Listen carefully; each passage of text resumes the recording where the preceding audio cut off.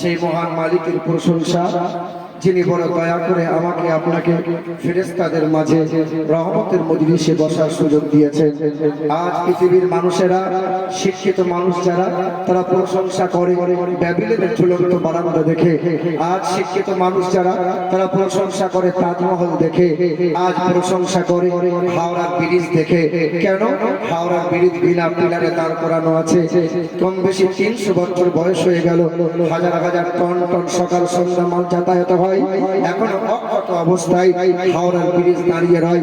আমার আল্লাহ পাক বলেন, সাবাহা সামাওয়াত, হে পৃথিবীর মানুষেরা, হে দুনিয়ার মানুষেরা, এই পৃথিবীর মানুষেরা, আমি আল্লাহ পাক 7 আসমানকে বিনা খুঁটিতে ছাদের মতো দাঁড় করিয়ে রেখেছি, এখনো অক্ষত অবস্থায় রেখেছি। বান্দা, তুমি কি একবার দেখে চিন্তা করো না? আলাম নাজআলিল আরযা মিহাদা, আমি জমিনকে বিছানার মতো বিছিয়ে রেখেছি। ওয়াল জিবালা আওতাদা, পর্বতমালাকে জমিনে ফুটো করেছি, জমিন যাতে নাড়াচাড়া না করে। আমি আল্লাহ পাকের নিয়ামত দেখে বান্দা কি তোমার প্রশংসা করতে মন হয় না? মুক্ত কণ্ঠে উচ্চস্বরে সকলে আওয়াজ করে বলি আলহামদুলিল্লাহি রাব্বিল আলামিন। শত কোটি দরুদ আর সালাম সেই নবীজির উপর, যে নবী কাঁদলে পড়ে জাহান্নাম থরথর করে কাঁপতে শুরু করে, যে নবী হাসলে পড়ে জান্নাত সৌন্দর্যতা লাভ করে, যে নবীর চুলের কৃষ্ণতায় রাতের অন্ধকার ফিরে পায়, যে নবীর নুরানি চেহারাতে দিনের আলো লাভ করে, তিনি হলেন দু জাহানের বাদশা, হাবিবে কিবরিয়া, জনাবে মুহাম্মদুর রাসূলুল্লাহ সাল্লাল্লাহু তাআলা আলাইহি ওয়াসাল্লাম। আমার উপস্থিত জ্ঞানী গুণী সম্মানীয় উলামায়ে কিরামগণ, আমার পূর্বে ওয়াজ করে গেলেন হাফেজ মাওলানা ফখরুদ্দিন সাহেব, এবং আমার পরের বক্তা খুব নামি দামি বক্তা মুফতি আশরাফ রেজা নাইমি, ঝাড়খণ্ড থেকে তিনি আছেন, আরাম করছেন। আমার পরে পরেই আসবেন আমার উপস্থিত জ্ঞানী গুণী সম্মানীয় মুরব্বী বাবাজিরা, ভাইরা এবং মা ও বোনেরা, সকলকে শ্রেণীমতো ভাবে আল্লাহ পাকের দয়া, আল্লাহ পাকের মায়া, অনুগ্রহ আর শান্তি ধারা আমাদের সকলের উপর বর্ষণ হোক। জেনে বলি আল্লাহুম্মা আমিন। এই শিক্ষিত মুসলমান সোনার টুকরো বন্ধুরা, এই আমার সুধী মানুষেরা, পৃথিবীর জমিনে মুসলমানের কাছে সবচেয়ে বড় সম্পদ সেটা কোন জিনিস বলুন? পৃথিবীর জমিনে এই মুসলমানের কাছে সবচেয়ে বড় সম্পদ কোনটা? কোনটা বলেন, একটু বলেন। সেটা হলো ঈমান। কি বলো? ঈমান। আচ্ছা, আপনার পকেটে 20,000 টাকা আছে, আপনি তো টাকা চেনেন না। টাকা যদি আপনি না চেনেন, এই টাকাকে আপনি বাঁচাতে পারবেন? এই টাকা আপনি ঠিকিয়ে রাখতে পারবেন? আমি আপনি সবাই জানি ঈমান, ঈমান, ঈমান। আচ্ছা, ঈমান জিনিসটা কি? ঈমান চেনেন আপনারা? চেনেন আপনারা? আচ্ছা, ঈমান যদি না জানেন, ঈমান যদি না চেনেন, আচ্ছা কখনো ঈমানকে টিকিয়ে রাখা সম্ভব? আচ্ছা, আপনারা বলেন, কালমা লা ইলাহা ইল্লাল্লাহ, এই কলমার অর্থাংশ যদি কেউ বলে, মানে, বিশ্বাস করে, ঈমানদার হতে পারে কি পারে না? পারে না। তবে কালমা লা ইলাহা ইল্লাল্লাহ মুহাম্মাদুর রাসূলুল্লাহ, এই কালেমা যদি দুটাই কেউ বলে, ঈমানদার হওয়া সম্ভব বটে কিনা? বটে কিনা? না। এই কালেমা বললেই ঈমানদার হওয়া সম্ভব নয়। এই কালেমা মুখস্থ থাকলেই ঈমানদার হওয়া সম্ভব নয়। উলামা হযরতরা জানেন এই কালেমা 3টে স্তরে দাঁড়িয়ে আছে। ইকরারু বিল লিসান, তাসদীকু বিল জিনান, আল আ'মাল ওয়াল আরকান।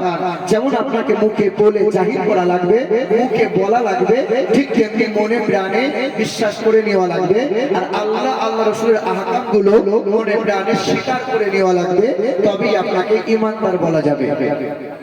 আমানতু বিল্লাহি ওয়া মালাইকাতিহি ওয়া কুতুবিহি ওয়া রুসুলিহি ওয়াল ইয়াউমিল আখিরি ওয়াল কদরি খাইরিহি ওয়া শাররিহি মিনাল্লাহি তাআলা ওয়াল বা'সি বা'দাল মাউত।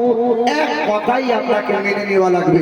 এক আল্লাহর কথা মেনে নেব, রাসূলের কথা মেনে নেব, ফেরেশতাদের কথা মেনে নেব, আসমানি কিতাবের কথা মেনে নেব, আখিরাতকে বিশ্বাস করে নেব, তাকদীরকে বিশ্বাস করব। ইন্তেকালের পরে একদিন আমাদের সবাইকে জীবিত হতে হবে। আল্লাহ পাক হাসরের ময়দানে দাঁড় করাবে, হিসাব হবে, নিকাশ হবে, ফুলসিরাত হবে, জান্নাত আছে, জাহান্নাম আছে। আমরা এক কথাই মেনে নেব, বিশ্বাস করে নেব। আল্লাহ রাসূলের একটা কথা যদি কেউ অমান্য করে দেয়, ঈমানদার থাকা সম্ভব? ইমানদার থাকা সম্ভব থাকবে না। এক ইহুদি আর এক মুসলমান সমস্যা, ঝগড়া লেগেছে কি নিয়ে? তলোয়ার নিয়ে। মুসলমান বলছে তলোয়ারটা আমার, আর ইহুদি বলছে না এই তলোয়ারটা আমার।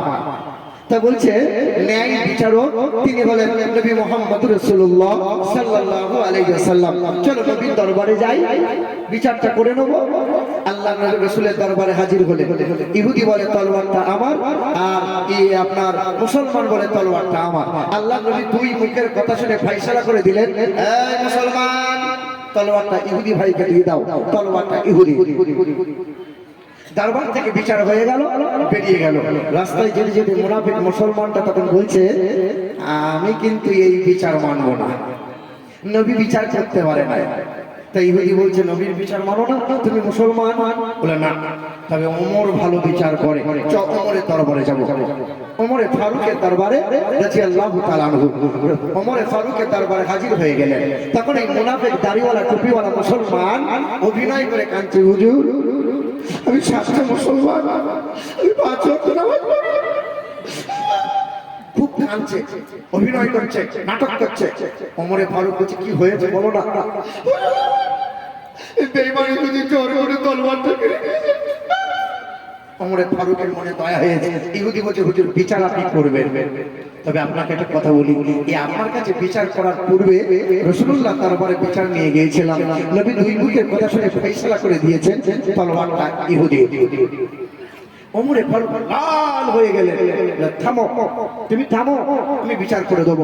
ঘরে গেলেন, তলোয়ারটা নিয়ে এলেন, খোলা তলোয়ারটা নিয়ে আস্তে করে গলায় লাগিয়ে দিলেন।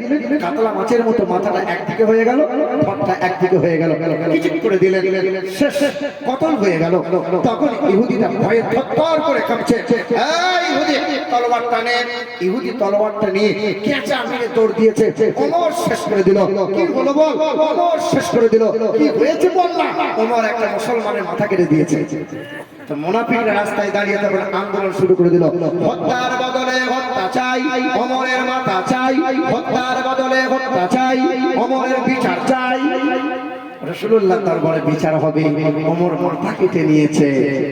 আল্লাহ রাসূল ওমরে ফারুককে বলছেন, বাবা ওমর তুমি মাথাটা কাটলে একবার আমাকে জিজ্ঞাসা করলে না? ওমরে ফারুক রাসূলকে বলছেন, ইয়া রাসূলুল্লাহ যে ব্যক্তি নবীকে মানে না, নবীর কথাকে স্বীকার করে নাই না, আমি ওমর তাকে মুমিন মুসলমান ভাবতেই পারি না। আল্লাহ রাসূল বারবার সান্ত্বনা দিয়ে বলছেন, ওমর তুমি চিন্তা করো না, আল্লাহ নাই বিচারক। আল্লাহ রাসূল সাল্লাল্লাহু আলাইহি ওয়াসাল্লাম মাথা নত করে বসে আছেন, আর মুনাফিকগুলো লাফাচ্ছে, হত্যার বদলে হত্যা চাই, ওমরের মাথা চাই। এমন সময় জিবরাইল ফেরেশতা আল্লাহর নবীর সামনে হাজির হয়ে গেলেন। আসসালামু আলাইকা ইয়া রাসূলুল্লাহ, আসসালামু আলাইকা ইয়া হাবিবাল্লাহ। হুজুর আপনি মনটা খারাপ করবেন না, হুজুর আপনি মনে কোনো চিন্তা নেবেন না। ইয়া রাসূলুল্লাহ ইয়া হাবিবাল্লাহ, আল্লাহ পাক রব্বুল আলামিন আপনার মহব্বতে কি আয়াত নাযিল করেছে, ওই সমস্ত মুনাফিকদের বিরুদ্ধে আয়াত দিয়ে দিয়েছে। জিবরাইল শুনিয়ে দিয়েছেন, আল্লাহর নবীর মুখে হাসি ফুটেছে। বলো জিবরাইল আল্লাহ কি বলেছে বলো। আমার আল্লাহ পাক রব্বুল আলামিন জানিয়ে দেন, ফালা وربك لا يؤمنون। আল্লাহ নবীর একটা কথা যে অমান্য করে দেয়, নবীর ফয়সালাকে অস্বীকার করে দেয়, আল্লাহ পাক রব্বুল আলামিন কোরআনেতে জানিয়ে দেয়, ওই ব্যক্তি যত বড় দাড়ি হোক না কেন, ওই ব্যক্তির যত বড় টুপি পাগড়ি হোক না কেন, আল্লাহ পাক তাকে মুমিন মুসলমানের খাতায় রাখে না। আল্লাহ নবী বলেন, ওমর দুনিয়াতে পৃথিবীর জমিনে যে কথা বলে, ওমরের কথায় আল্লাহ ফয়সালা করে দেয়। বলো সুবহানাল্লাহ, সুবহানাল্লাহ, সুবহানাল্লাহ। বন্ধুরা আমার, সুধী মানুষেরা, ইসলামের সবচেয়ে বেশি ক্ষতি করেছে এই নামধারী মুনাফিক মুসলমান যারা। আমার সোনার টুকরো বন্ধুরা, আমার সুধী মানুষেরা, ও আমার আব্বা জান ভাইজানেরা, বেদ বড় সুন্দর করে বলে দিয়েছে। বেদ বলে শোনো, চোরদস্য চোদিতা জ্যোতিষস্য ব্রহ্মাণ্ড নাভে মনুষ্য কীরে এতঙ্কৌলগত প্রায় জনিষু পরধর্মণি ধর্মত্তনৈ সাতেন ভগবান পতরিষ্যতি। পৃথিবীর জমিনে একজন বিশ্বের মহান নেতার আবির্ভাব হবে। চোরাদস্য চোদিতা চোখে শস্য ব্রহ্মাণ্ড না দে বনস্য কিরে, সেই মহামানবের পদ অনুসরণ করবে যারা, সেই মহামানবের গোলামি করে নিজেকে সাজিয়ে নেবে যারা,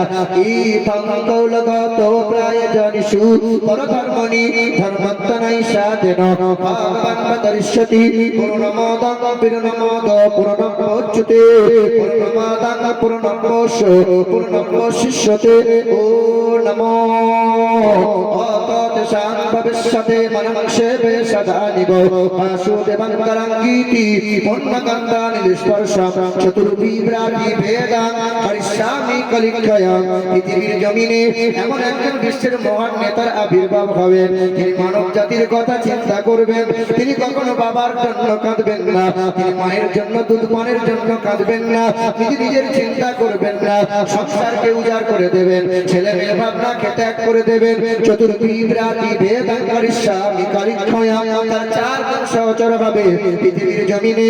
অততেষাং ভবিষ্যতে মনংসেবে সদা নিব বাসুদেবং করঙ্গীতি পূর্ণকান্তানি নিষ্পর্শম। পৃথিবীর জমিনে আসবেন তিনি জগৎ গুরু হয়ে, তার চেহারা দিয়ে সুগন্ধি পরা হবে, তিনি মিষ্টি কথা বলে মানুষের মনকে জয় করে নেবেন, তার আদর্শ দেখে মানুষ ধীরে ধীরে তার দিকে ধাবিত হয়ে যাবে।